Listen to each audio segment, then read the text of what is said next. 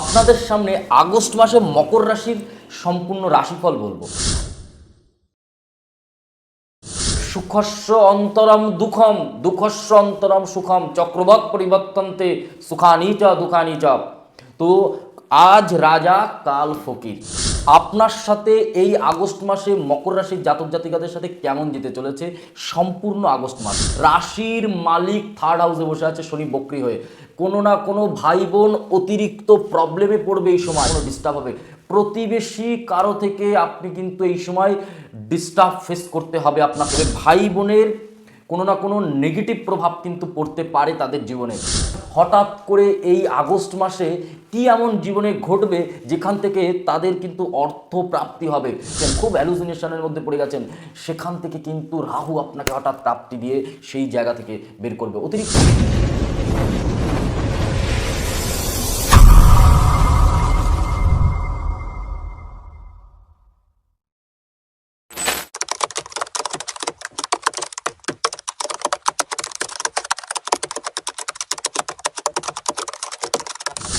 নমস্কার, আমি জ্যোতিষী শ্রী শেখর চক্রবর্তী। সুখস্য অন্তরম দুঃখম দুঃখস্য অন্তরম সুখম চক্রবৎ পরিবর্তন্তে সুখানি চ দুঃখানি চ। তো আজ রাজা কাল ফকির। শনির প্রভাব। শনি কিন্তু কাউকে ছাড়েনি, কাউকে না মানে কাউকে না, কর্মফল দেওয়ার জন্য কিন্তু বসে রয়েছে। তো সেক্ষেত্রে দাঁড়িয়ে মকর রাশির থার্ড হাউসে ভাই বোনের জন্য একটু খেয়াল রাখতে হবে, ইনক্লুডিং সেকেন্ড হাউসে কিছু না কিছু পয়সা অর্থ আপনাকে দিয়ে এই সময় রিলিজ করে দেবে। আপনার কিছুটা সংকট প্রবলেম থেকে বাঁচাবে, কেউ না কেউ আপনাকে উপকৃত করবে এই সময়। আর একটা জিনিস বলবো, মকর রাশির সেকেন্ড হাউসে রাহুর প্রভাবে কোনো না কোনো দিক থেকে পয়সা এই সময় আপনাকে দিতেই হবে। ভুলভাবে কোনো গাড়ি কিনতে যাবেন না এই সময়। একটুখানি অন্তত 20 তারিখ পর্যন্ত কোনো গাড়ি কিনতে যাবেন না, কোনো যানবাহন কিছু কিনতে যাবেন না, বুঝে বুদ্ধি করে চলতে হবে। কোনো সন্তানের দিকে একটু খেয়াল রাখতে হবে এই সময়। সন্তানের দিকে কিন্তু খুব গুরুত্বপূর্ণভাবে খেয়াল রাখতে হবে এই সময়। ষষ্ঠ ঘরে মঙ্গল বসে রয়েছে, মিথুন রাশির ঘরে, 6th হাউসে মঙ্গল। রোগ, ঋণ, শত্রু। ঋণ যদি আপনার 10 লাখ থাকে, যদি 10,000ও শোধ হয় তা হবে এই সময়। ঋণ কিন্তু আপনার এই সময় একটু হলেও শোধ করতে হবে, ইনক্লুডিং কোনো না কোনোভাবে এই সময় একটু হলেও স্বস্তি আপনি পাবেন। কিন্তু পয়সা আপনার হাতে আবার জিরো, সেভিংস কিছু থাকবে না, আপনার কাছে কোনো পয়সা রাখতে আপনি সেইভাবে পারবেন না যদি আপনি মকর রাশির জাতক জাতিকা হন। হ্যাঁ, আপনার জন্মচাটে গ্রহ কোথায় বসে আছে সেটাও ম্যাটার করে, কিন্তু সেক্ষেত্রে দাঁড়িয়ে আমি বলবো এই জায়গাটা একটু খেয়াল রাখতে হবে। মঙ্গল কিন্তু শত্রুগৃহে কিন্তু আপনার জন্য ভালো প্রভাব দেবে। 6th হাউসে রোগ থেকে কোনো না কোনো রোগে ভুগছিলেন, আপনি সেখান থেকে বেরিয়ে যাবেন। ঋণ থেকে একটু হলেও মুক্তি পাবেন। শত্রু আপনার কিচ্ছু করতে পারবে না।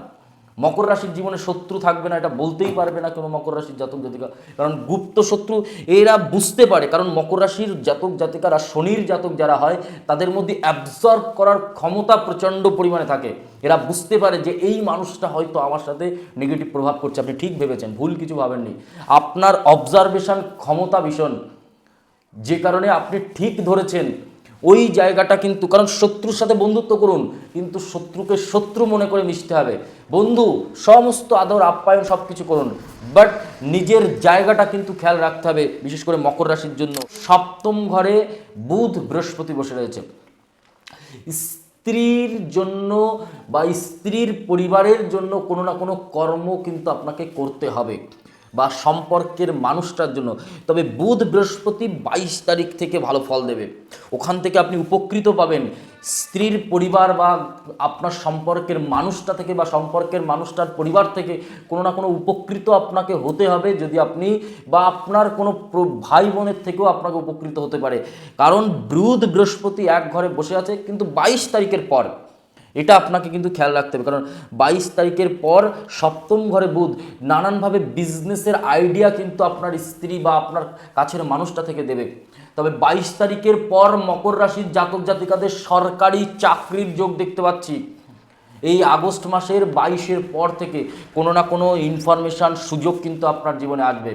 খুব গুরুত্বপূর্ণ কথা বলছি। বা আপনি কোনো পুরনো চাকরি করছিলেন, সেখানে প্রমোশন, ভালো কোম্পানিতে হলেও কিন্তু আপনার জন্য ভালো কর্মের যোগ কিন্তু এই সময় তৈরি হবে।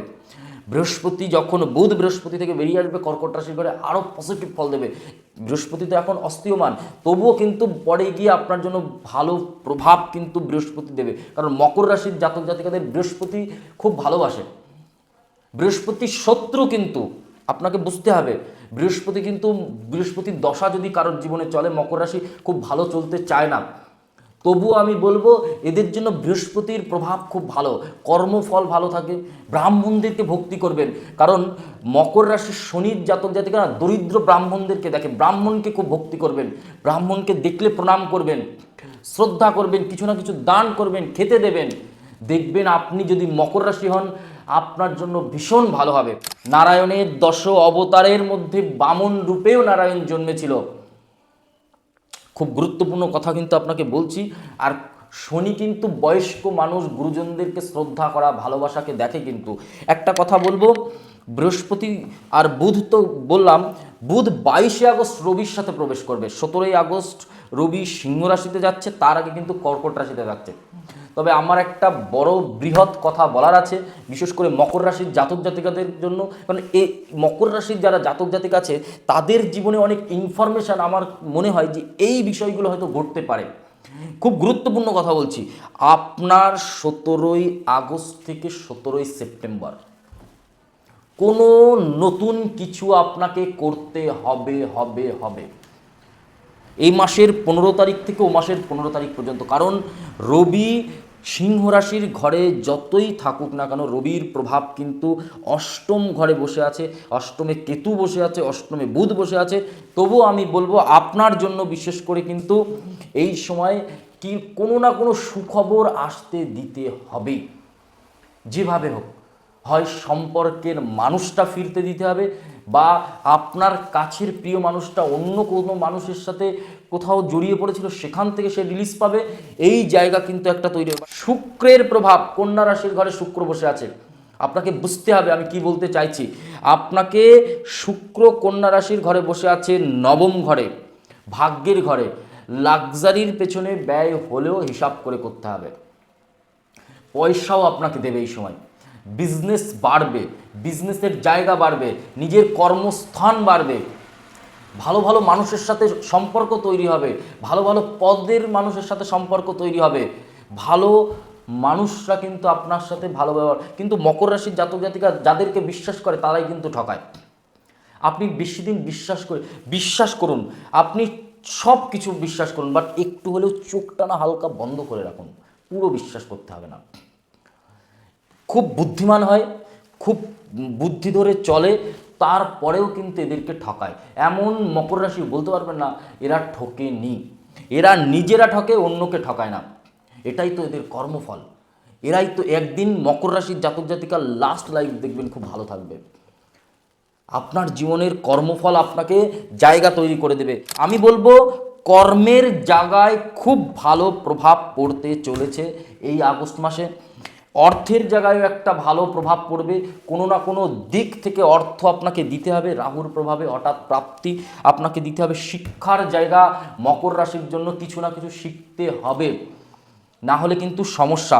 স্বাস্থ্য, গলা, দাঁত, চুল ওঠা, এই জায়গাগুলো কিন্তু পেটের সমস্যা, এখানের থেকে কিন্তু একটু ভোগান্তির যোগ আমি দেখতে পাচ্ছি। প্রেমের সম্পর্কের জন্য খুব পজিটিভ জায়গা। তবে 20 তারিখের পর বিবাহিত জীবন কিন্তু খুব গুরুত্বপূর্ণভাবে কাটবে এই সময়। সম্পর্কের মধ্যে ছোটোখাটো ভুল বোঝাবুঝি তৈরি হতে পারে, মাথা গরম, রাগ জেদ করা যাবে না এই সময়।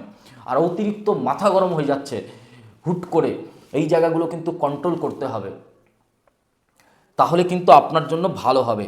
এই ছিল মকর রাশির জন্য আগস্ট মাসের সম্পূর্ণ রাশিফল। ভিডিওটা ভালো লাগলে অবশ্যই কিন্তু লাইক, কমেন্ট আর একটু শেয়ার করবেন। ভিডিওটা কোথা থেকে দেখছেন কমেন্ট করতে ভুলবেন না।